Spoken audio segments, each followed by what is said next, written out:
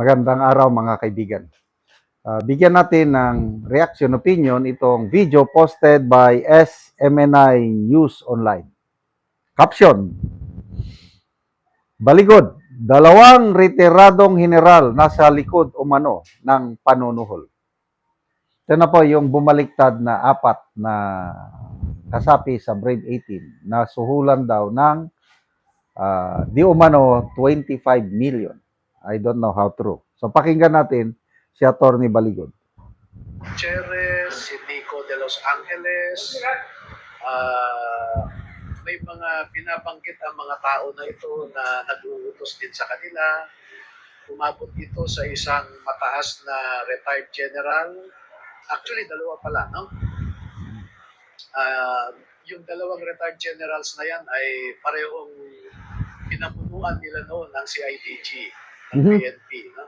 So sa ngayon, hindi ko muna mabanggit ang kanilang pangalan dahil hindi ko rin alam ang motibo nila kung bakit kailangan nilang suhulan ng mga ito.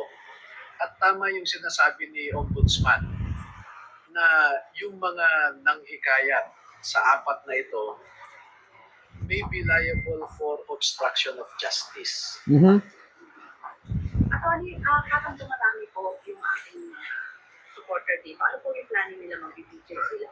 Wala, kasi kanina medyo na alas 4, medyo kinabahan na ako. Dahil alas 8:30 pa lang yung staff ko, sinugo na niya yung mga dokumento sa korte. So nung tinawagan ako, bakit hindi pa napaprocess? Kaya pumunta ako mga alas 11. So, kinausap ko yung clerk of court, ang sabi niya, kailangan namin ng certificate of detention, which later on, she was convinced na hindi na kailangan, no? Based on a Supreme Court memorandum circular. And then biglang meron siyang hinihinging panibagong requirement na it is my first time to hear that kind of a requirement for my 26 year of litigation practice. Yung affidavit of non-detention, which is superfluous because precisely they are in court na nag-voluntary surrender. Kung na-detain sila, dapat may kasamang pulis. No? Yun lang kasimple sana eh. Pero as I said, maraming artificial requirements na hindi naman dapat. Ano sabi niyo pagigipit pa sir ng ginawa sa Las Piñas Court? Actually, it's incompetence and even ignorance of the law. Because, you know, this is about liberty. And liberty is one of the constitutional, sa Bill of Rights natin. No? Hindi nila dapat tinitake for granted ang liberty ng isang tao. So, kaya nga yung recent na rulings ng Supreme Court, mga circulars, sinimplify na ng Supreme Court ang pagkapiyansa. Pero dito, mukhang pinahirapan pa nila. Right, sir? Thank you. Thank you. Abot ito sa isang... So, you see sayang hindi na pangalanan sino yung dalawang retired. So lumalabas PNP General kasi naging commander sila o hepe sila ng PNP CIDG. Sinusuhulan para bumaliktad. At yun nga, masamang balita ay may apat. Akala ko noon, sulit ang Brave 18. Kailan? Ay, ganyan talaga ang buhay. Sa disoy pulungan ng Panginoong Hesus, may isang ang nagtraidor. May naghudas. Sa dating majority senators, nung panahon pa ni SP Cayetano, may dalawang ang bumaliktad eh. So, ganyan din dito sa Brave 18. Yan. Yung apat na di umano nakatanggap ng suhol. Kasi nga, itong naiwan na Brave 14, sila nagpapatunay na may nagsuhol talaga sa kanila. At ang isa dyan na kaibigan ko, kakilala ko, nakaka-text siya na meron akong ebidensya, sir, na i-record ko yung pag-bribe nila sa akin, kailang hindi ko tinanggap, hindi ko ipagpapalit ang aking prinsipyo sa malaking pera. Bibihira yung ganyan. Di ba yan? 25, kahit ano nga eh, kahit 10 million nga eh. Ang laki na nun. Kahit 5 million, ang laki na nun. Nung nag-retire ako, meron akong natanggap, konti, milyones, kailang mababa. Yun ang first time kong nakahawak. But actually, hindi nga ako nakahawak eh. Kasi pumasok sa ATM. Alam nyo naman, ang ATM ng sundalo hawak ng mga misis, di halos hindi ko nahawakan. But napakalaking pera na yan at it takes a lot of principles, of courage, yung values na yung ganyang kalaki ng pera is i-reject. Mabuti na lang itong Brave 14, nandiyan pa. Kaya nakakaiyak po yung open letter ng isa sa mga anak ng Brave 18, si Renny Boy Julian.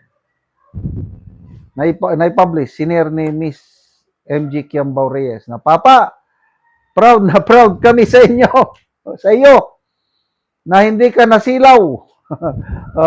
Excuse me. Hindi ka nasilaw ng malaking halaga at alam ko, Papa, na pinaglalaban mo para sa aming kinabukasan.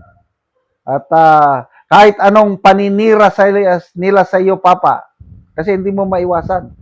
Maraming mga naninira sa Brave 14 na ngayon. Kahit anong paninira, hindi kami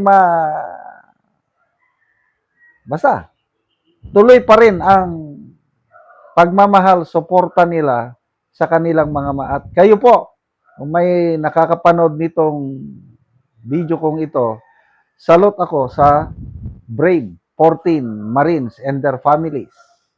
Yung 4, sige na lang yun.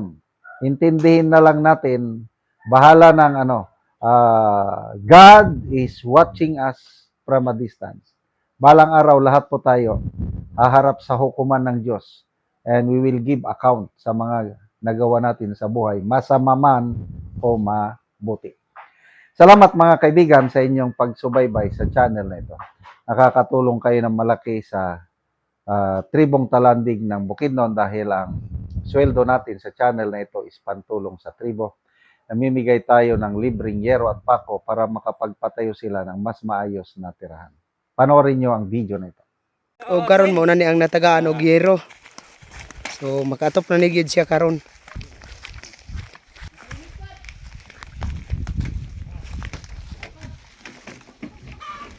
O karon mo na ni ang itsura sa balay sa natagaan mo og yero. So mga dako na gyud kayo ang buslot sa iyang balay. So mo na ni siya oh. So gisapaw-sapaw na untang yero. Apandi na gyud ba kaya katoy tungod sa kadugayon na daot na gyud kayo. So mao na ni ang ilang kahimtang sa ilang pagpuyo.